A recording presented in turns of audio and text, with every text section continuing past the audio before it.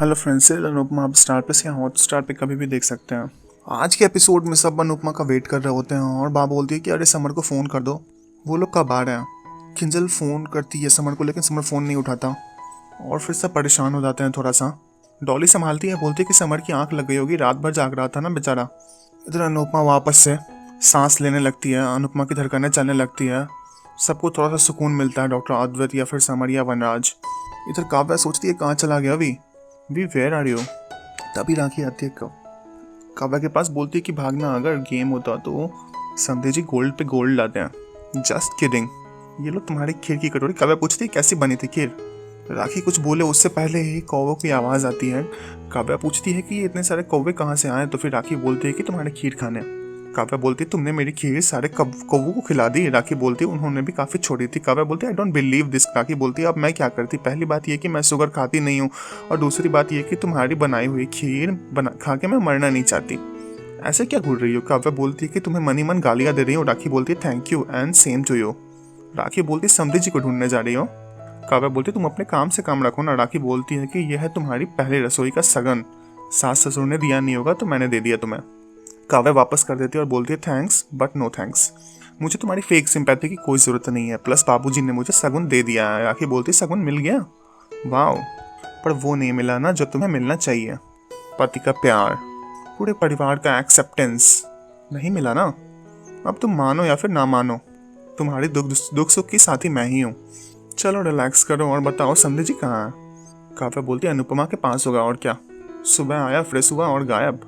राखी बोलती है and you are okay about it, impressive, तुमने इतनी जल्दी गिव अप कर दिया। काव्या बोलती है गिव अप माई फुट, मैं सिर्फ इसीलिए चुप हूँ क्योंकि वी के पास अनुपमा की बीमारी का बहाना है। जिस दिन अनुपमा ठीक हो गई ना, उस दिन तुम मेरा असली रूप देखना।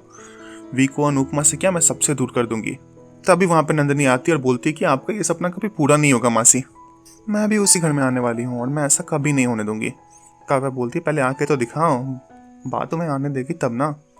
नंदिनी बोलती है बात समर से बहुत प्यार करती है और आज नहीं तो कल वो हमारे रिश्ते के लिए ज़रूर मान जाएंगी और मैं उस घर की बहू बन के आऊँगी। और आप जैसे अपनी सास के साथ करेंगी ना, बिल्कुल सेम टू सेम मैं अपनी सास के साथ करूँगी, आई मीन आपके साथ करूँगी। इसलिए कह रही हूँ सुधर जाइए, कहीं ऐसा ना हो कि वनराज अंकल को सबसे दूर करते करते आप ही उनसे दूर हो जाए। काव्या बोलती है तुम्हें शायद प्यार की ताकत का अंदाज़ा नहीं है। और फिर नंदिनी बोलती है कि और शायद आपको परिवार की ताकत का अंदाज़ा नहीं है। फिर नंदिनी चली जाती है वहाँ से। तो राखी काव्या को बोलती है वाह, तुम्हारी भांजी तो बिल्कुल जूनियर अनुपमा बनती जा रही है। काव्या बोलती है उसे लगता है कि अनुपमा की चमचागिरी करके उस घर की बहू बन जाएगी, मगर ऐसा होगा नहीं, बात कभी नहीं मानेगी। अरे बात हो क्या, अब तो मैं भी नहीं मानूंगी। राखी बोलती है वाह, इतना तो ऊन भी नहीं उलझती जितना कि रिश्ते उलझ रहे हैं। काव्या बोलती है अच्छा है ना, जितने ज़्यादा उलझेंगे उतनी आसानी से टूटेंगे। इधर वरनाज समर को बोलता है कि मैं तो डर गया था। समर बोलता है मैं भी। तभी वहाँ पे डॉक्टर आदि आते हैं और बोलते हैं सर्जरी के बाद आमतौर पर ऐसा लोगों के साथ होता नहीं है। फिर समर पूछता है कि पर मेरी मम्मी के साथ ऐसा क्यों। फिर डॉक्टर आदि बोलते हैं कि मैंने तुमसे कहा था ना सबकॉन्शियस माइंड के बारे में, हमारा सबकॉन्शियस माइंड हमेशा एक्टिव रहता है बेहोशी की हालत में भी। एक्सेसिव ब्लीडिंग 2 दिन से घर में जो भी हो रहा है वो सब, खैर let me remind you guys, Anupama के लिए ज़रा सा भी स्ट्रेस फैटल हो सकता है और अब उसकी बॉडी के साथ साथ दिमाग को भी बहुत आराम की ज़रूरत है। बट अभी वो ठीक है और मुझे तो ऐसा लग रहा है कि दवाइयों से ज़्यादा तुम लोगों की बातों का असर हो रहा है, स्पेशली लेक्चर देने वाले बात का, वनराज का। अच्छा तुम दोनों यहीं पे रुको, मैं देख के आता हूँ कि अनुपमा को डिस्चार्ज मिल सकता है या नहीं। और फिर बाबूजी का फ़ोन आता है समर के फ़ोन पे। बाबूजी पूछते हैं अनुपमा कैसी है। समर बोलता है मम्मी बिल्कुल ठीक है, वो सो रही है। बाबूजी पूछते हैं हम आते हैं वहाँ। समर बोलता है नहीं कोल्डूड, आपको आने की ज़रूरत नहीं, वो एक्चुअली यहाँ के जो विजिटिंग आवर्स है वो खत्म हो चुके हैं, तो आप आ नहीं पाएंगे, और जो भी अपडेट रहेगी मैं आपको देता रहूँगा। बाबूजी बोलते हैं ठीक है। इधर नंदिनी झूले पे बैठी होती है अकेले। किंजल आती है वहाँ पे, बोलती है नंदिनी तुम रो क्यों रही हो।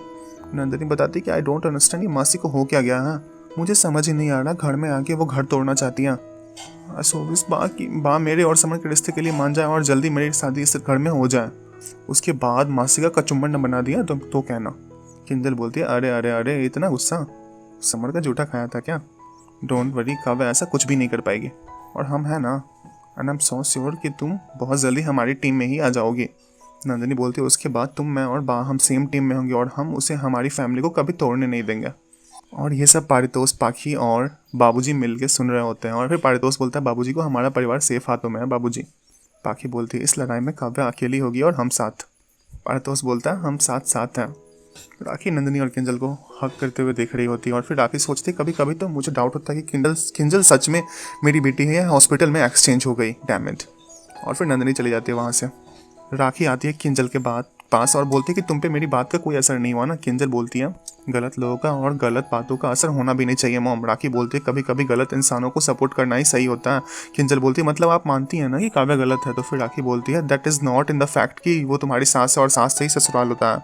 किंजल बोलती है ससुराल बहू से भी होता है एंड अनुपमा मम्मी का एग्जाम्पल आपके सामने है। और फिर किंजल चली जाती है वहाँ से। राखी सोचती है गॉड क्या करूँ मैं इस पागल लड़की का। ये डफर तो अनुपमा के सफ़र में झंडा लेके चली जाएगी। अनुपमा फैमिली करती रहेगी और उसी की तरफ खिंचती जाएगी। इधर गणेश जी के सामने एक लड्डू रखते हुए समर पूजा करता है भगवान की और बोलता है कि थैंक यू पप्पा, अब बस जल्दी से मम्मी को ठीक कर दीजिए। वनराज भी आके वहाँ प्रणाम करता है पप्पा को। समर बोलता है मम्मी कहती है पाप करने के बाद पूजा काम नहीं आती है। पता नहीं आप इस हॉस्पिटल में रह के क्या साबित करना चाहते हैं। इस दिखावे की कोई ज़रूरत नहीं है मिस्टर साहब, आप जाइए अपनी वाइफ के पास। समर जाने लगता है। वनराज हाथ पकड़ता है समर का और बोलता है मेरा तेरी माँ से रिश्ता तब से है जब तू पैदा भी नहीं हुआ था। भले ही अब हम पति पत्नी ना हो पर 26 साल से थे। भले ही हमारे रिश्ते का कोई नाम ना हो पर एहसास है, एक दूसरे की चिंता है। और यहाँ मैं कुछ साबित करने दिखाने के लिए नहीं आया हूँ। मैं यहाँ इसलिए हूँ क्योंकि मेरे बच्चों की माँ बीमार है और मेरा ये बच्चा यहाँ पे अकेला खड़ा है। वरनाथ समर के हाथों से एक लड्डू लेता है और फिर प्रसाद समझ के वो ले जाता है उसे। इधर अनुपमा थोड़ी थोड़ी होश में आ रही होती है। सामने समर बैठा होता है। समर बोलता है मम्मी। डॉक्टर आदि बोलते हैं हेलो, नींद पूरी हुई या फिर बाकी है? समर बोलता है मम्मी मैंने आपके लिए पूजा की। डॉक्टर आदि बोलते हैं मुबारक हो, आपकी सर्जरी सक्सेसफुल रही, आप बिल्कुल ठीक नहीं हैं लेकिन खतरे के बाहर हैं, राइट डॉक्टर? वनराज भी वहाँ खड़ा होता है। अनुपमा बोलती है मैं भले ही ठीक नहीं हूँ पर जल्दी ठीक हो जाऊँगी, होना ही पड़ेगा मेरे परिवार के लिए, अपने लिए। समर बोलता है मम्मी अभी आप बिल्कुल ठीक है ना? कोई भी पेन प्रॉब्लम? आप मुझसे कुछ छुपा तो नहीं रहे ना?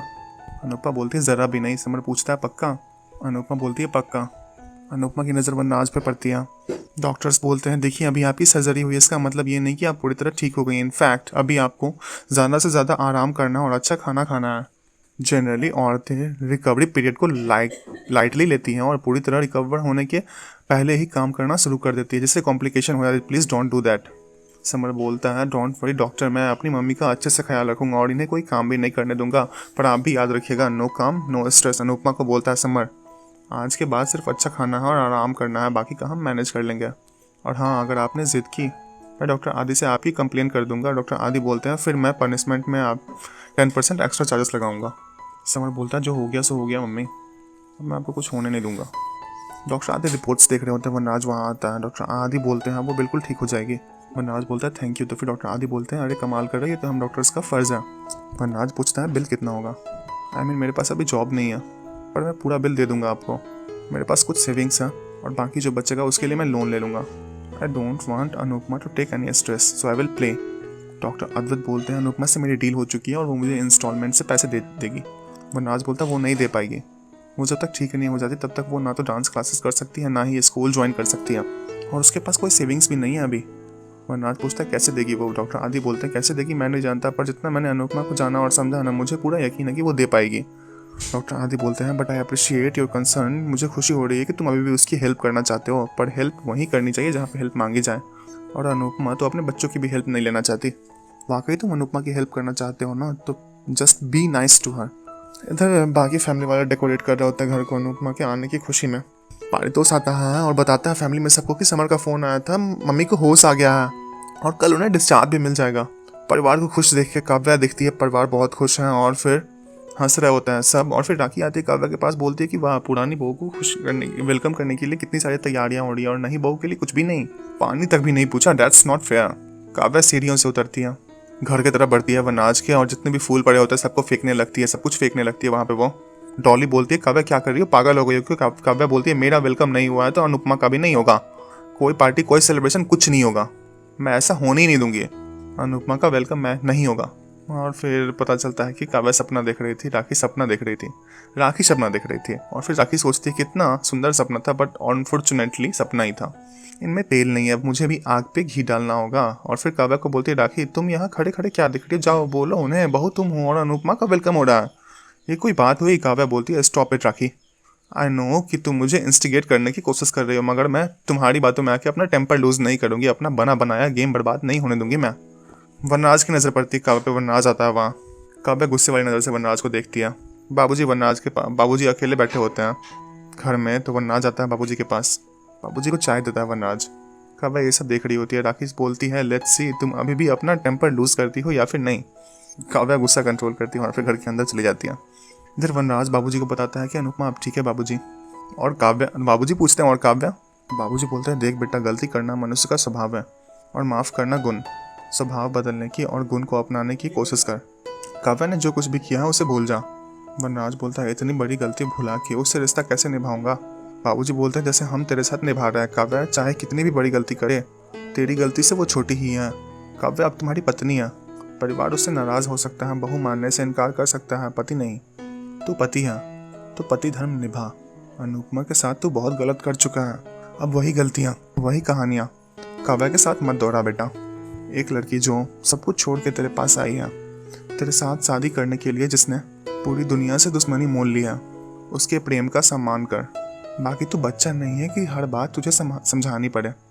वनराज सोचता है, अकेले में आप सही कह रहे हैं बाबूजी, पर काव्या ने बहुत बड़ी गलती किया। उसने आप लोगों के साथ अच्छा नहीं किया और मैं उसे तब तक माफ़ नहीं करूँगा जब तक उसे अपनी गलती का पूरा एहसास ना हो जाए। इधर परिवार वाले वनराज के वेट कर रहे होते हैं अनुपमा का, और फिर बात बोलती है, ये लोग इतना टाइम क्यों ले रहे हैं? वनराज काव्या भी निकलते हैं अपने घर से और फिर पारितोष, समर, अनुपमा आ जाते हैं। सब बहुत खुश होते हैं अनुपमा को वापस से देख के। किंजल आरती करके आशीर्वाद लेती है अनुपमा का। डॉली बोलती, भाभी आपने तो हमारी जान ही निकाल दी थी।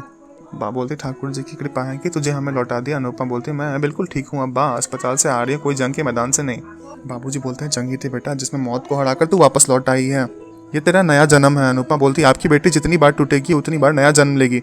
अनुपमा बोलती, बाबूजी आपकी बेटी जितनी बार टूटेगी उतनी बार नया जन्म लेगी। जब दिल पे घाव लगा था तब एक नई अनुपमा आई थी, अब शरीर पे घाव लगा था तो एक नई अनुपमा आई है। बाबूजी बोलती, क्योंकि सच तेरे साथ है, बस ये साहस हमेशा बनाए रखना। काव्या सोचती मन ही मन कि तुम्हारी वजह से मेरे लाइफ का सबसे स्पेशल डे बर्बाद हुआ अनुपमा, तो मैं खुश कैसे रहने दे सकती हूँ मैं तुम्हें। अनुपमा को सब घर के अंदर ले जाने लगते हैं। वनराज काव्या साथ में आते हैं और तभी अनुपमा गिरने लगती है और वनराज जाके संभालता है अनुपमा को काव्या का हाथ छुड़ाते हुए। फ्रेंड्स, आज का एपिसोड यहीं पे खत्म होता है। कल के एपिसोड में हम देखेंगे काव्या वनराज को बोल रही होती है कि हम जा रहे हैं हमारे हनीमून के लिए। बा बोलती है, बेशर्मी की सारी हदें आज ही पार करनी है। अरे बच्चों के सामने उसके बाप को हनीमून की बात करते शर्म नहीं आती? काव्या बोलती, मेरे शर्म करने से क्या होगा बा, जब इन बच्चों का बाप ही इतना बेशर्म है। अनुपमा बोलती, अपनी पत्नी से कहिए कि बस करे। और फिर वनराज बोलता है काव्या को, अनु को घूरो मत। तो फिर काव्या बोलती है अनुपमा, तो वनराज चिल्लाता है, अनु घूरो मत। फ्रेंड्स, अगर आपको हमारा वीडियो पसंद है तो प्लीज़ हमारे वीडियो को लाइक कीजिए, हमारे चैनल को सब्सक्राइब कीजिए और शेयर कीजिए अपने फ्रेंड्स के साथ और हमें सपोर्ट कीजिए। थैंक यू फ्रेंड्स के साथ।